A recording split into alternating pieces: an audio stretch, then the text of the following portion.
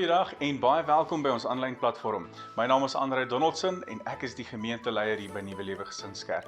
Ek wil vandag vir jou sê uit my hart uit baie dankie dat jy die keuse gemaak het om in te skakel. Ek weet daar's klomp platforms waar jy kan ingeskakel vanmôre, maar jy het gekies om vanmôre by ons in te skakel. En hier by ons by Nuwe Lewe Gesinskerk glo ons in praktiese, relevante boodskappe wat ek en jy kan neem en wat ons kan uitleef daar buite. Want ons glo dat ons roeping as kerk is om by die suiwer woord van God te bly en dit te verkondig, maar ook om die kerk te enable, soos hulle in Engels sal sê, om juist die boodskap uit te dra na buite. Want ons, ek en jy is die kerk en ons het nodig om daar buite die verskil te maak in hierdie donker, gebroke wêreld. En hoe doen ons dit? Deur die boodskap te hoor, in te neem en uit te leef daar buite. So ek hoop jy gaan vandag se boodskap geniet, maar nie net geniet nie, dat jy vandag se boodskap ook sal inneem, te harte sal neem en daar buite die verskil gaan maak. Want ek glo daar's 'n stikkende en gebroke wêreld wat wag om die evangelie te hoor. Mag jy vandag se diens geniet en mag die Here jou seën.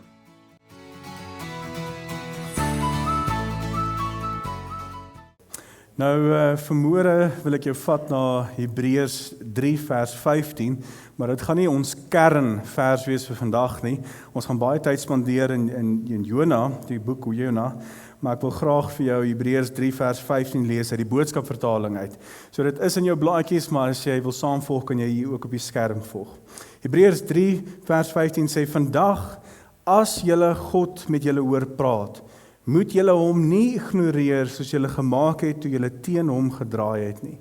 2020 vertaling sê, vandag, as julle sy stem hoor, moenie julle harte verhard soos tydens die opstand nie.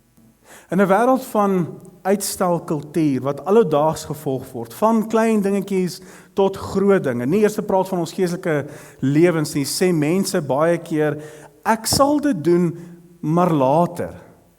Het jy al dit gebruik as 'n verskoning? Ek sal later bid. Ek sal later vergewe. Ek sal later getuig.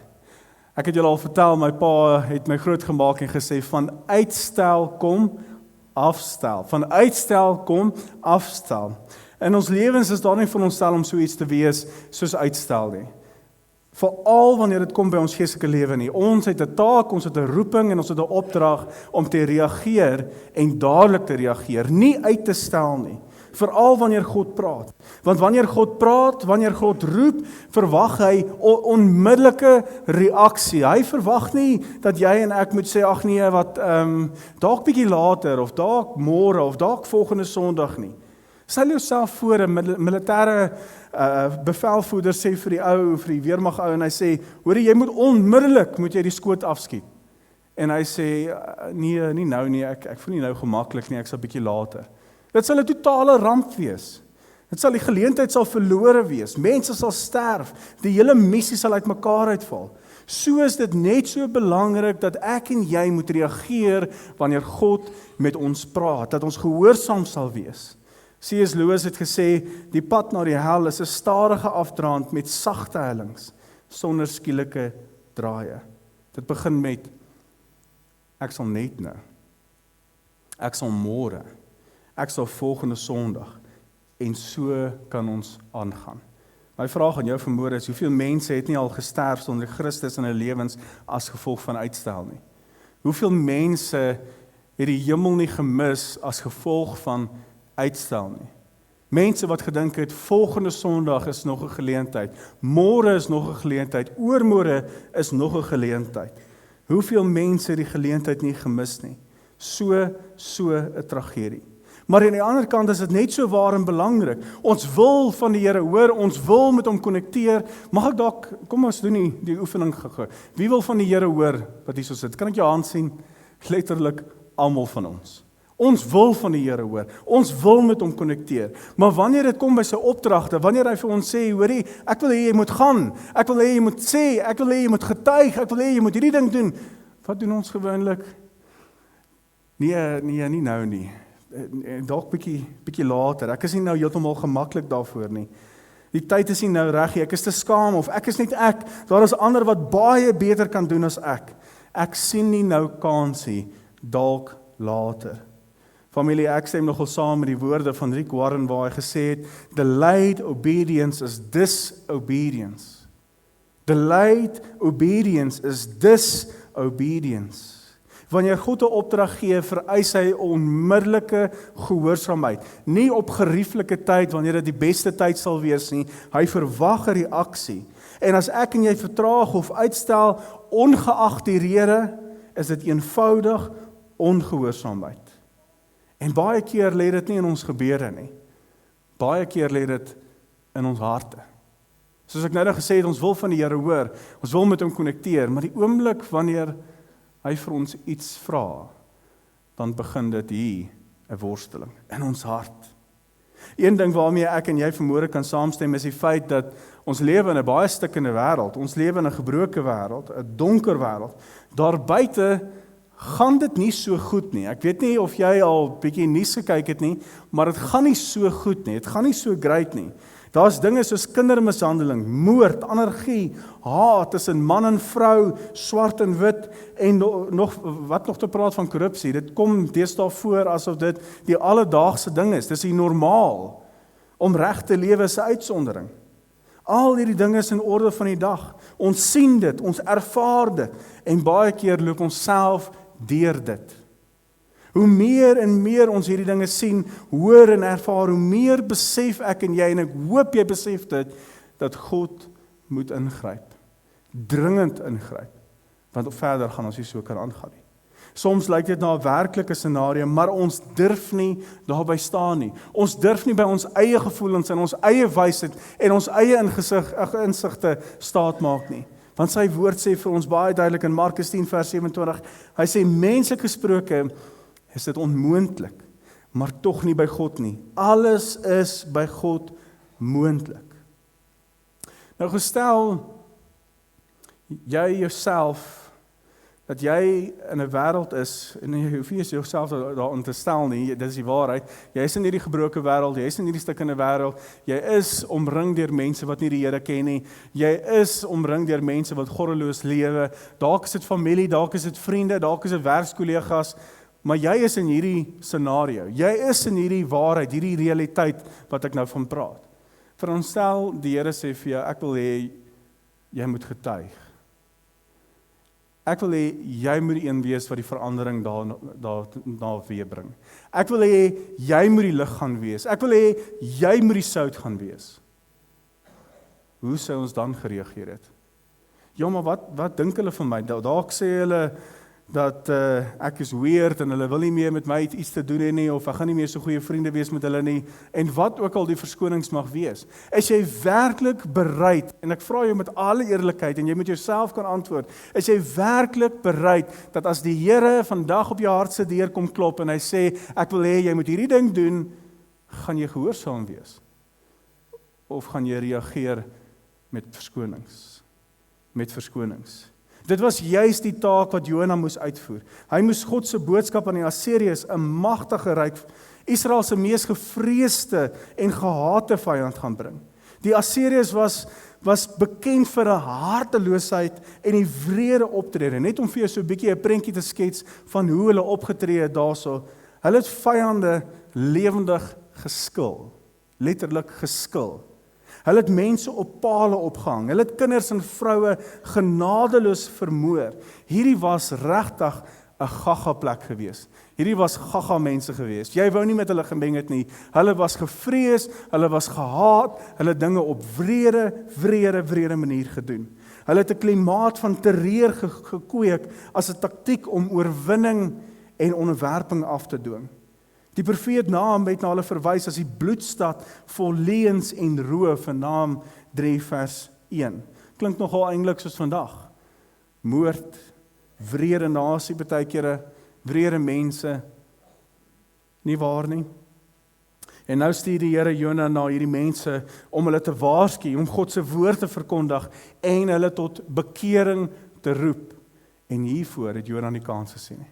Hiervoor het Jona nie kans gesien nie. Want in Jona se mening verdien die mense nie die boodskap nie. Hulle verdien nie 'n tweede kans nie. Hulle verdien nie die waarheid nie. Hulle verdien dit waartoe hulle eintlik in staat is. Hulle verdien moord, hulle verdien die wreedheid, hulle verdien God se toorn op hulle lewens. Hulle verdien om vernietig te word. Maar twee dinge het Jona wel geweet, en dit weet ek en jy ook vanmôre, dat God se woord en waarheid het die krag om mense te verander. Het die krag om lewens te verander. God se boodskap kan en sal mense se lewens verander. Vriende en familie, wanneer jy tyd spandeer in hierdie woord, jy kan om hemelsnaam, kan jy nie dieselfde bly nie. Hierdie woord verander my en vir jou. God, die journey saam met die Here moet my en jou al hoe meer verander, elke liewe dag, soos wat ons nader en nader en nader saam met hom stap, soos wat ons saam met hom wandel, ons verander die heeltyd. As jy nou al vir 10 jaar lank saam met die Here wandel en jy sê ek is presies dieselfde mens, is jy in groot moeilikheid, wil ek vir jou sê. In groot moeilikheid. Want dan het jy nie intiem saam met hom gewandel nie. Twee dinge het hy geweet. God se waarheid, God se woord het die krag om daai volk tot redding te bring. Maar dis nie wat hy wou hoor nie. Dis nie wat hy wou hoor nie. En wat het hy gedoen? Hy het weggehardloop. Hy het nie net weggehardloop van God se opdrag nie, maar hy het weggehardloop van die ewige waarheid en dit wat die waarheid sou kon doen. Voel ek en jy nie ook baie keer so nie? Dat ons wil weghardloop? Min van genade, oorvloedig van woede en oordeel. Ons wil nie vergewe nie, ons wil nie lief hê nie, ons wil nie doen wat die Here van ons verwag nie, want dit vererg dat ons reageer. Dit vererg baie moeite. Meestal teenoor ander, maar baie keer selfs teenoor onsself. Daarom sal ons liewes weghardloop, want ons sien net nie kans nie. Craig Rochelle het hierdie woorde gesê. Hy sê, if you want to run from God, luister baie mooi, if you want to run from God, the devil will always offer you a ride. Is dit nie waar nie? If you want to run from God, the devil will always offer you a ride. Nee, ek gaan nie daai persoon vergewe nie, want daai persoon het aaklige dinge gedoen in my lewe. En dan wat sê die vyand? Ja, nee, moenie my vergewe nie. Jy verdien dat jy nooit weer met daai ou te doen het nie. Jy moet hom nie vergewe nie. Hy het regtig jou so te nagekom. En hy sal vir jou allerhande leuen sal hy vir my en vir jou gee, en hy sal in ons lewens dit instort. Hy sal altyd vir ons 'n weg gee. Altyd. Familie, die boek Jona gaan baie meer as die verhaal van die man en die groot vis. Dit gaan dieper, dit gaan wyer, en dit raak my en jou vandag ook aan. Daar's twee kante aan hierdie boodskap. Twee kante wat ek wil hê jy moet besef vanmôre. Dis die kant van gehoorsaamheid, Jona se gehoorsaamheid, en dis die kant van hierdie ongeredde volk, hierdie wrede volk, wat die Here 'n tweede kans voorgee. En jy kan vanmôre sê, ek is dalk aan die kant van ongehoorsaamheid, ek is soos Jona wat wil weghardloop. Of dalk kan jy vanmôre sê, ek is soos Ninive. Ek is soos daardie mense in daai stad, ver van die Here af, goddeloos lewe ek, maar die Here gee vir ons 'n tweede kans. God sê vir Jona, gaan, en Jona sê nee. En dan sê God, regtig, gaan jy so waar probeer weghardloop van my af? Kom ons kyk na wat alles gebeur het. 'n Paar dinge wat ek en jy moet besef vanmôre is, God se opdrag is altyd duidelik. Altyd duidelik, en is nie onderhandelbaar nie. Geensins nie. Hoor wat sê hy vir Jona 1 vers 1 tot 2. Hy sê, die woord van die Here het tot Jona, die seun van Amittai, gekom. Staan op en gaan na die groot stad Ninive en spreek hulle aan, want die kwaad wat hulle doen het opgestyg tot voor my. Die Here gee vir Jona 'n duidelike opdrag. Staan op, gaan, preek teen hulle boosheid, so maklik en so eenvoudig as wat hy dit vir ons sê. Daar is geen twyfel daar nie, daar's geen vaagheid raak in hierdie opdrag nie. Dis 'n duidelike woord wat tot Jona gekom het. Maar Jona maak sy eie besluit en vlug na Tarsus toe, weg van God af. Baie keer dan hoor ek en jy duidelik God se stem. Wanneer ons tyd spandeer in sy woord, dan hoor ons hoe die Heilige Gees met ons praat en vir ons wys wat ons moet doen en waartoe ons geroep is. En wat doen ek en jy? Ons vlug na Tarsus toe. Ons vlug weg van die Here af. Maar eerder dat ons gehoorsaam moet wees, eerder dat ons reageer, is ons in 'n plek waar ons probeer onderhandel met die Here. Ons sê, Here, nee, ek sien nie kans nie. Ek sien nie kans om vir daai ou te bid nie. Ek sien nie kans om teenoor daai persoon te getuig nie. Ek sien nie kans om my storie te verduidelik nie, maar te vertel en te deel nie, want wat gaan hulle dink van my? Wat gaan hulle dink van my? Tweedens moet ek en jy besef dat vertraagde reaksies of vertraagde gehoorsaamheid lei tot storms in ons lewens. Hoor wat gebeur in Jona 1 vers 3. Maar Jona het opgestaan om na Tarsus te vlug, weg van die teenwoordigheid van die Here af. Hy het afgegaan na Jaffo en daar op 'n skip afgekom wat op pad was na Tarsus. Hy het die reisgeld betaal en in die skip afgeklim om saam met hulle na Tarsus te gaan, weg van die teenwoordigheid van die Here af. Weggehardloop. God sê, gaan oos na Ninive toe en Jona sê, gaan wes na Tarsus. Dis nie net 'n passiewe ongehoorsaamheid nie, dis aktiewe rebellie. Wanneer God met my en jou praat en hy verwag iets van my en jou en ons beweeg weg van hom af, dis aktiewe rebellie. Dis niks anderste as rebellie in my en jou lewe nie. Tozer het gesê, ware gehoorsaamheid begin wanneer dit bots met ons eie wil. Wanneer die eie ek na vore kom en sê, nee, ek voel nie gemaklik daarmee nie. Ek wil nie dit doen nie. Ek sien nie nou kans daarvoor nie. Die eie ek wat na vore kom. Jona vlug weg na Tarsus, letterlik in die teenoorgestelde rigting. En hy vertrou op sy eie insig, sy eie hart. Dit terwyl die Bybel vir ons baie duidelik sê in Spreuke 3 vers 5 tot 6, hy sê, vertrou op die Here met 'n gedeelte van jou hart. Nee, met jou hele hart. Op jou eie insig moet jy nie staat maak nie. Ken hom in al jou weë en hy sal jou paaie reguit maak. Jona vertrou eerder op sy eie emosies en die oordeel van God tref hom. Luister familie, Jona se storm was nie 'n aanval van die duiwel nie. Dit was God se tugtiging gewees. Hy het geweet hoe daai storm losbreek. Hy het geweet dis die teenwoordigheid van die Here wat na hom is, wat agter hom is, wat daar is. Hy het geweet wat hy gedoen het. Daarom het hy boontoe gegaan en gesê, dis ek, gooi my maar oorboord. Dis ek wat hierdie storm veroorsaak, want die Here het my ontmoet. Alweer. Ek het gedink ek gaan wegkom van die Here af, maar hy het my gekry. Hy het my gekry. Hebreërs 12 vers 6 sê, want die Here tug hom wat hy lief het. Hy straf elkeen wat hy as kind aanneem. Mag ek vir jou vra vanmôre, is jy in 'n storm in jou lewe? Dalk is dit nie 'n aanval nie, maar dalk is dit God se liefde wat jou terugroep na gehoorsaamheid toe. Wat sê, kom terug, is besig om weg te hardloop van my af. Jy en ek weet wat die gevolge is van Jona se ongehoorsaamheid. Die storm op die see, ander mense is in gevaar gestel en hy word in die see gegooi en deur 'n groot vis ingesluk. Jona 1 vers 17, hoor wat sê die woorde. Die Here het dit so beskik, mening dit is sy wil gewees. Die Here het dit so beskik dat 'n groot vis vir Jona insluk. Hy was 3 dae en 3 nagte lank in die vis se maag gewees. Soveel keer beland ek en jy in 'n storm as gevolg van ons eie keuses, ons eie besluite, ons weghardloop van God af. Beland ek en jy in 'n storm. En ons dink is die vyand wat ons aanval. En ons gee vir hom al die krediet. Maar meantime is dit ons eie skuld. Ons eie skuld. Jy kan nie God se teenwoordigheid ontvlug nie. Ongehoorsaamheid het altyd koste. Altyd. Jou uitstel beïnvloed ander mense ook. C.S. Lewis het gesê, there are only 2 kinds of people in the world. Those who say to God, thy will be done, and those to whom God says, all right, then have it your way. All right, then have it your way.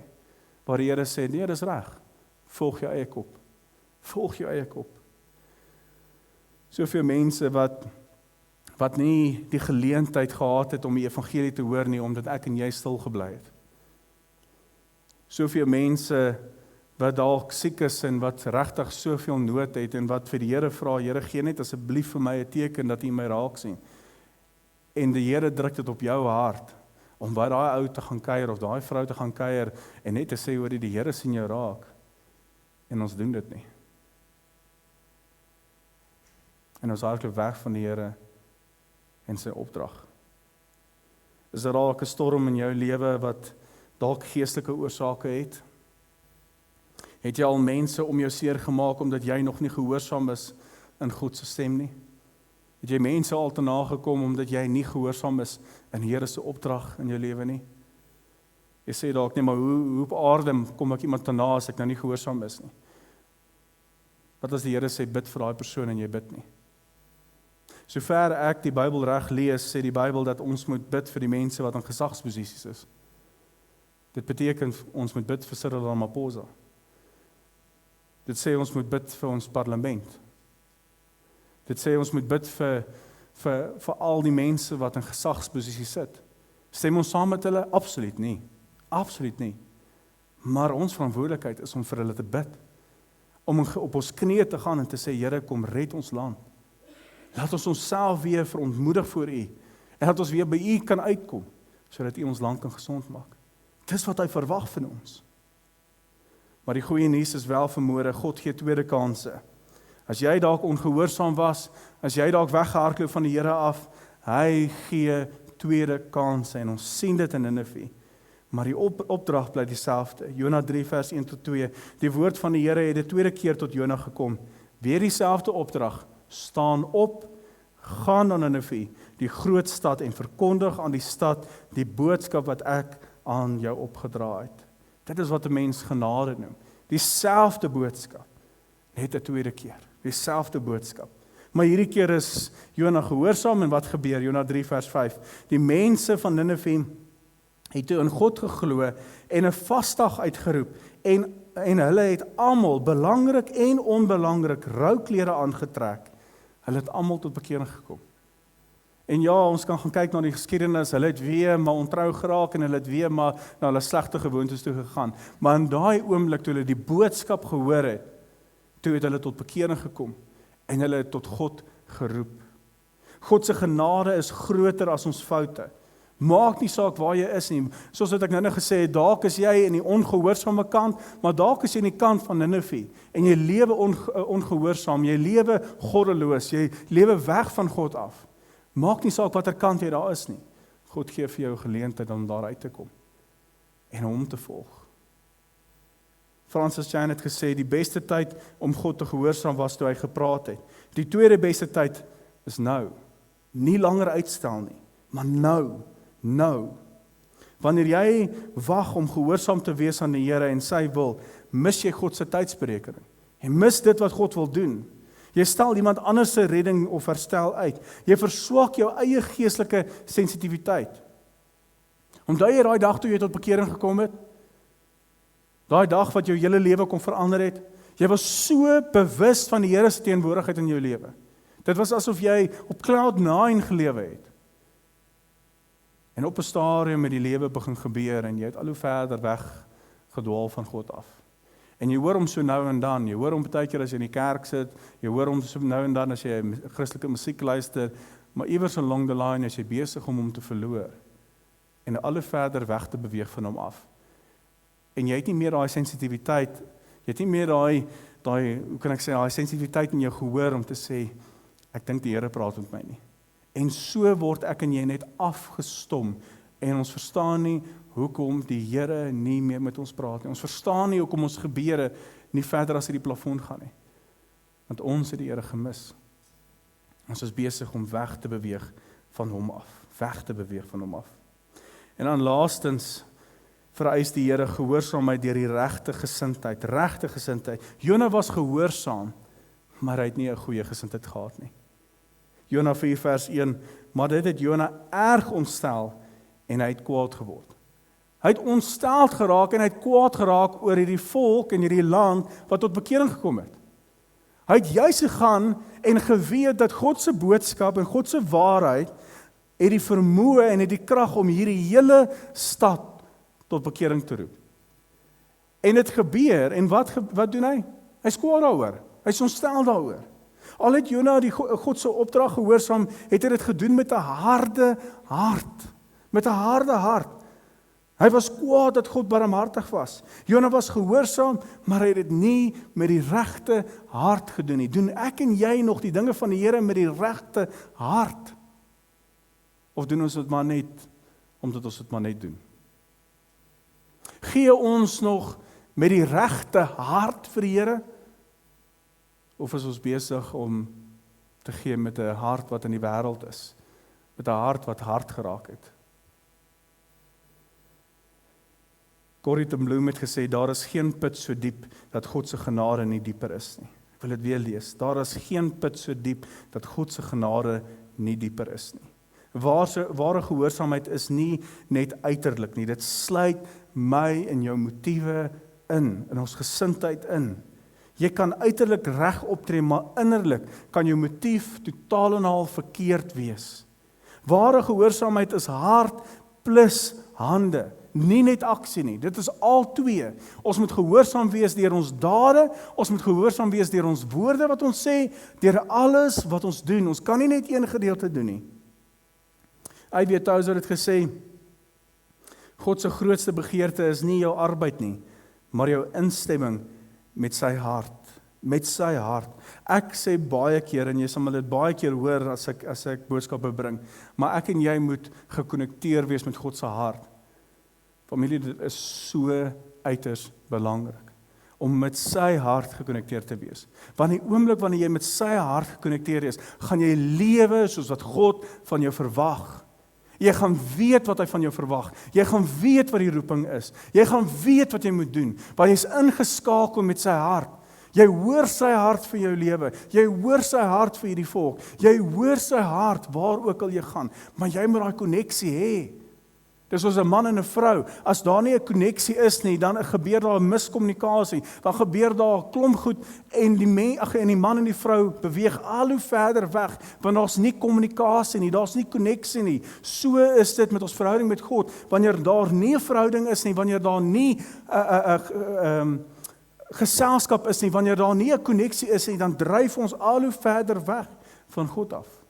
En ons kom dit nie eens agter nie.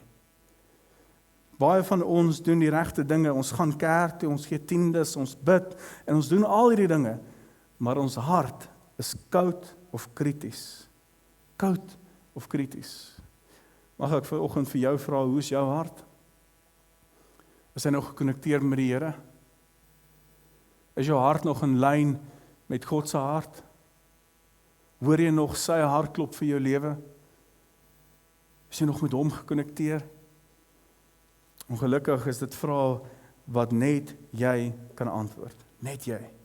So ten slotte, my vraag aan jou vanmôre is, wat sê God vanoggend deur Jonas se verhaal?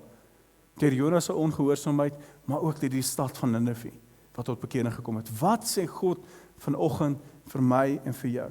Dalk sê hy vir jou, bely en laat staan daardie sonde. Dalk is dit daai troetelsonde, en as jy nog nie weet wat troetelsonde is nie, dis daai sonde wat niemand van weet nie. Wat jy so wegsteek in jou hart, en so nou en dan haal jy dit uit, dan gee jy 'n bietjie aandag en dan sit jy dit weer terug. Jou vrou of jou man of jou kinders en niemand weet daarvan nie. Dit is troetelsonde. Jy hou dit naby aan jou. Dalk sê God vandag vir jou, ek wil hê jy moet dit los. Ek wil hê jy moet dit bely, ek wil hê jy moet dit laat staan. Moenie verder aangaan op daai pad nie. Kom weer terug na my toe. Dalk sê die Here vandag vir jou, vergewe daardie persoon of situasie. Vergewe daardie persoon of situasie. Dalk is dit jouself. Vergifnis is baie keer baie moeilik. Ons het verlede jaar deur 'n seisoen gegaan wat regtig baie sleg was vir ons as familie, 'n team. Dit was 'n tyd wat regtig waar ons die Here so gesoek het en waar ons so verlore gevoel het terselfdertyd. En in daai proses het 'n situasie ons so benadeel, is net nie waar nie. En ek het so worsteling in my gehad om te sê, moet ek hierdie mense vergewe? En ek het lank met dit gesit, en ek as predikant weet, ek moet hulle vergewe. Ek weet, ek moet hulle vergewe. Maar vir 'n ruk was dit vir my baie moeilik geweest. Dit was 'n swaar las, wat tussen my en die Here gestaan het. En ek moes op 'n plek gekom het waar gesê het, Here, ek vergewe. Ek keer nie goed wat hulle gedoen het nie. Glad nie. Ek keer nie goed nie, ek stem nie saam met wat hulle gedoen het nie, maar ek vergewe, sodat ek kan loskom van daai gif wat in my lewe is. Dalk sê God vandag vir jou, ek wil hê jy moet vergewe. Ek wil hê jy moet laat gaan. Ek wil hê jy moet nie meer daai gif in jou lewe hê nie. Ek wil hê jy moet vergewe. En dalk kom vra hy vir jou die vraag, hoe lyk jou gehoorsaamheid vanmôre? Is jy gehoorsaam wanneer ek praat? Wanneer ek vir jou opdrag gee? As ek vir jou 'n roeping gee, is jy gehoorsaam? Gewoonlik as 'n mens praat rondom roeping, dan dink ek mens dadelik nie, maar 'n roeping is soos om 'n predikant te wees, dit is nie. Elke een van ons wat hier in hierdie gebou sit, elkeen daar buite, het 'n goddelike roeping. Jy moet hom gaan kry by God. Jy moet hom gaan kry by God. Wat ook al dit mag wees. Johannes 14 vers 15 sê, as julle my liefhet, sal julle my opdragte uitvoer. As julle my liefhet, sal julle my opdragte uitvoer. Wanneer God praat, moet ons dadelik reageer. Ons durf nie uitstel nie. Ons durf nie uitstel nie. Hebreërs 3 vers 15 sê, vandag, as julle sy stem hoor, moenie julle harte verhard nie, soos tydens die opstand nie. Moenie julle harte verhard nie. Kom by die Here uit. God wag nie vir perfektheid nie. Hy wag vir gehoorsaamheid. En ware gehoorsaamheid is vinnig, dis nou, dis vol en dis vreugdevol. Ek wil afsluit met Leonard Ravenhill se woorde wat sê, die Here het nie net mense nodig wat bereid is nie. Hy soek die wat beskikbaar is nou. Die Here het nie mense nodig wat bereid is nie. Hy soek die wat beskikbaar is nou. My vraag aan jou vanmôre is jy beskikbaar? Is jy beskikbaar? Is jy gewillig om dit te doen wat God van jou verwag? Kom ons sit so aan, sluit ons oë.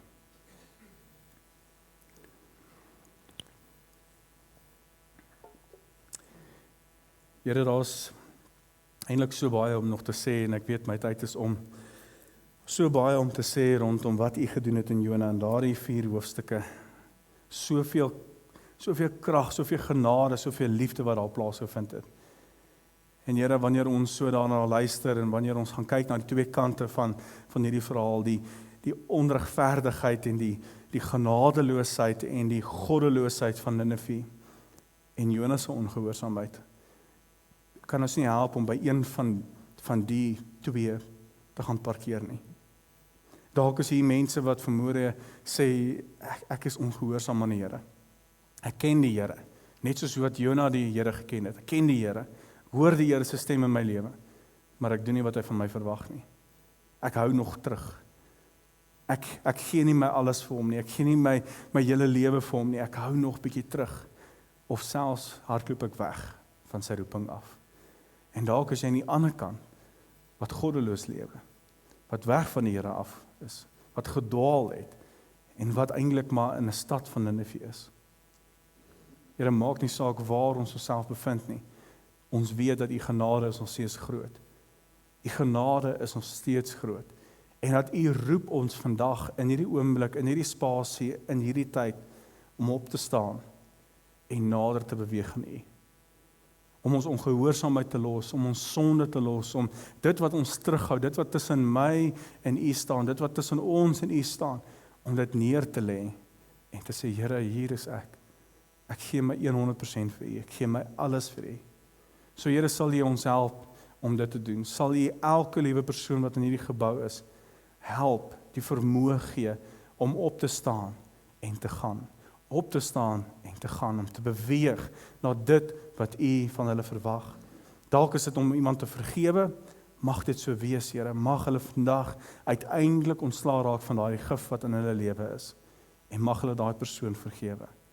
As dit dalk is dat hulle self moet vergewe, vir iets wat gebeur het in die verlede, mag dit ook vandag die spasie wees, waar hulle ontslae raak, van daardie selfverwyte en daardie gif in hulle lewe. En Here, as dit dalk sonde is, mag ons ook in hierdie spasie ons sonde bely, net daar waar ons is. Mag ons nou in hierdie oomblik, terwyl ek bid, mag ons net daardie sonde kom bely, en te sê, Here, ek is jammer, ek is so jammer, en ek kom roep uit na U toe. Ek sê vir U so dankie daarvoor. Ek kan nie help om te dink nie, en ek sê dit so baie, maar dit is so 'n kosbare verhaal wat U vir ons vertel, van daardie verlore seun, wat terugkom na sy pa se huis toe. En toe sy pa hom van ver af sien, het sy pa na hom toe gehardloop.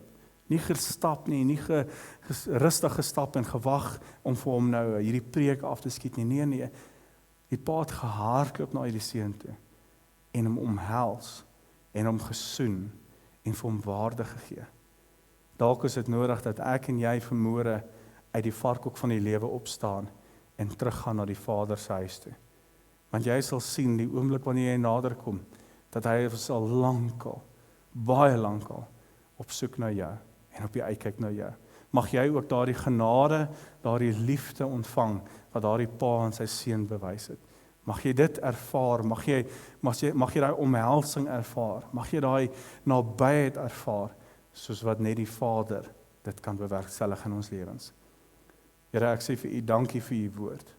Dankie dat u woord nooit leeg is nie, maar vol waarheid is.